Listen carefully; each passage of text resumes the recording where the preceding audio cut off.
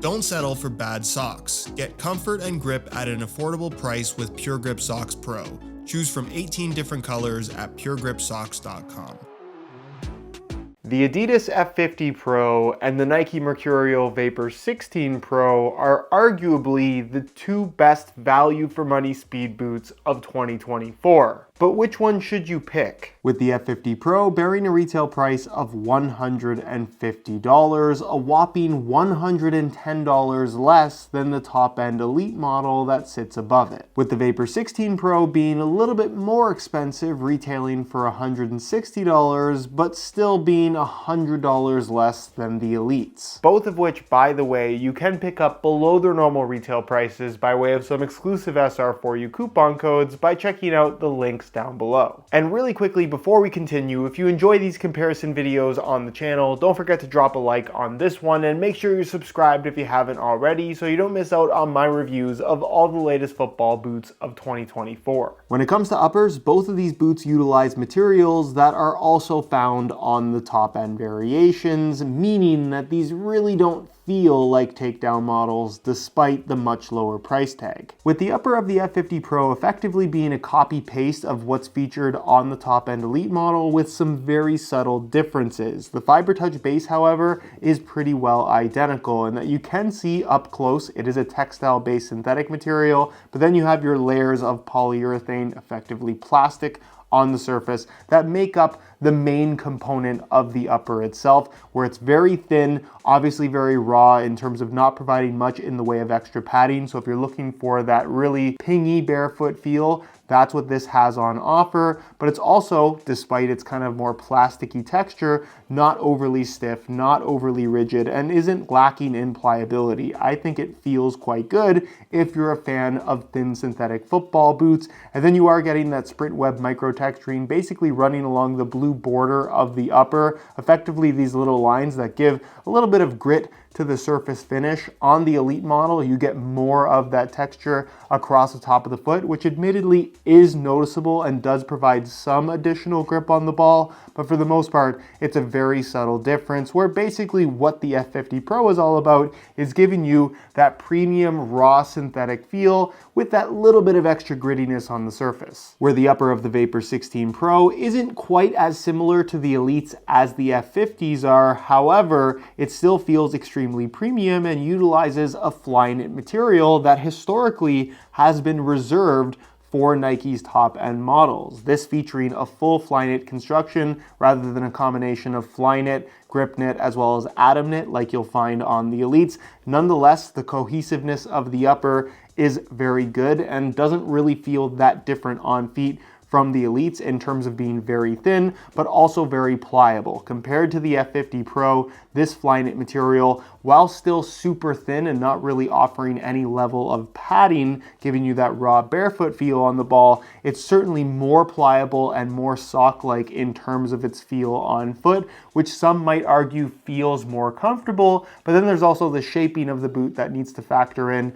which we'll talk about in just a second. Nonetheless, it does feel like a premium sock-like thin synthetic material, and then of course you don't have the grip component of that top-end Elite because there is no grip knit, meaning this top layer of polyurethane, effectively what Nike has called it Nike skin for a very long time, is all you're getting on the surface here, meaning that these really don't provide much in the way of extra grip, pretty well like all past Mercurial models. I would say the feel of this upper, if we had to compare it to a past pair of Mercurial models, would actually be something along the lines of a Mercurial Superfly 4, which is not too shabby considering these retail for basically half the price of those football boots. In other words, it's almost impossible to pick a winner in this category given that both of these feel much more expensive than they actually are. If you prefer a knitted upper, the Mercs might be the way to go, whereas if you prefer more of a raw synthetic material, you'll probably prefer the F50s. Next, let's talk about the weight, because it's one thing for these boots to look like the top-end models, but are they anywhere near as light, and what's the difference between them? Both in the same size 9.5 US.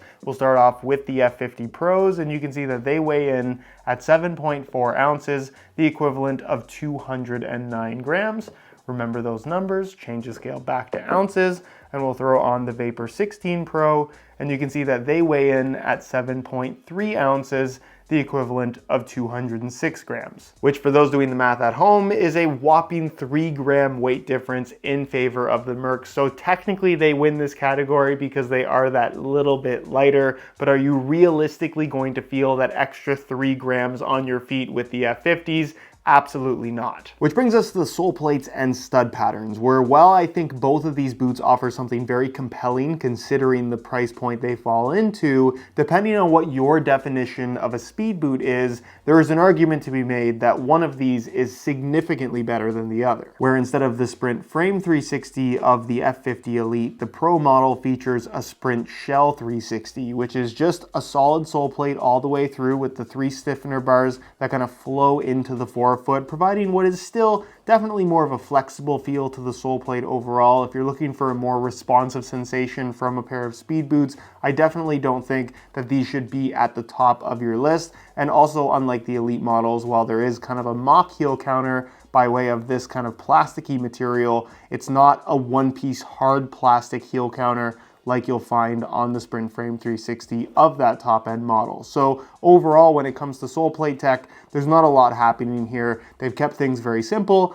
but it does still feel premium. Where the sole plate of the Vapor 16 Pro pretty well mirrors what you're going to find on the Elite model without, of course, the same premium finishing. This definitely does look a little bit cheaper, but you'll definitely find that it has a little bit more of that kind of springy sensation through the forefoot than what you'll find from the F50s. And also, you'll of course notice the giant air branding on the heel of the Vapor 16 Pro, and that's because this does technically feature Zoom Air tech. However, it's not the 3/4 length zoom unit you'll find on the Elites. It's a tiny little zoom unit underneath your heel that if you really stand on the heel and kind of squish down on it when standing on a hard surface, you can sort of feel, but in terms of its impact on the overall experience, it's minimal to say the least. But it's really the stud patterns where I think these two really separate from each other, where you're going to find mostly conical studs on the F50s, at least through the forefoot, where of course they do have a little bit of a bladed edge from these 4 main studs on the outside, but they are for the most part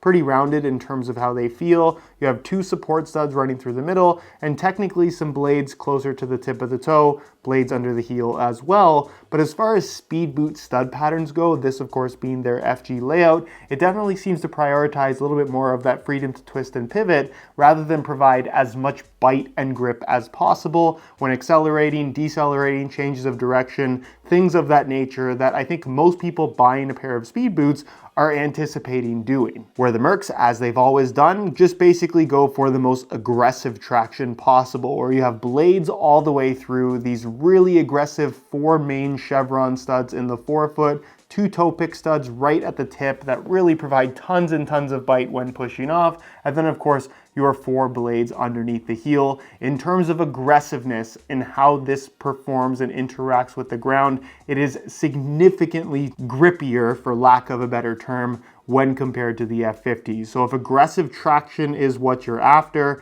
it's no contest. The Vapor 16 Pro would be the better choice. On feet, both of these boots feel great. However, they fit very differently from each other, where depending on personal preference, you might like one significantly more than the other, where I think the Vapor 16 feels very much like any other top-end Mercurial model. It has pretty well the exact same shape as the Elites, and again, despite not having the grip on the outside of the upper, the Flyknit upper itself feels pretty well identical to that of the Elite model in terms of wrapping your foot very closely with that one-piece construction and generally just giving you that super secure, locked in one-to-one sensation. If you want that super connected feel to your football boots from a very tight but still comfortable fit, especially through the heel, I think they did a really good job. The Mercs would definitely be the way to go. Where the F50s in comparison are a little bit more relaxed in terms of their overall fit and shaping. Certainly the upper does feel that little bit more rigid and slightly more plasticky, but still has good pliability to it overall.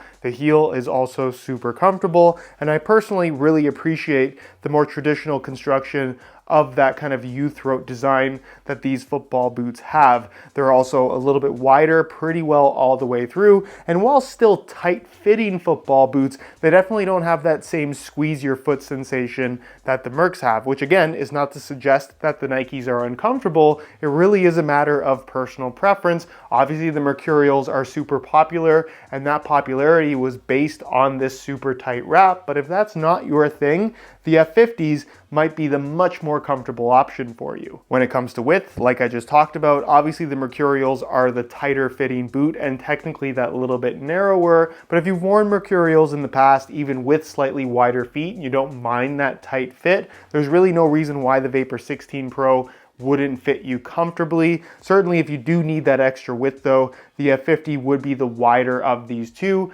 However, neither of them I would say are particularly wide. So if you do typically struggle with boots not being wide enough, this category in general might not be the best choice for you, but I do think both of these boots, pending that you like a tight fit, will work for most foot types. And as far as sizing is concerned, I'm wearing both of these boots in my usual size 9.5 US, and the fit and the length is perfect. So regardless of which one you decide to go for, I would strongly recommend going true to size in order to achieve the best possible fit. So in conclusion, there is not a bad choice between these two, and I think we really need to applaud both Adidas as well as Nike for making two takedown models that really do share so much in common with those top-end options, but of course at a much lower price point. As far as which one is better though, that's a little bit of a tougher question to answer, where I think for the vast majority, in terms of what the average consumer expects to get from a pair of high-end speed boots,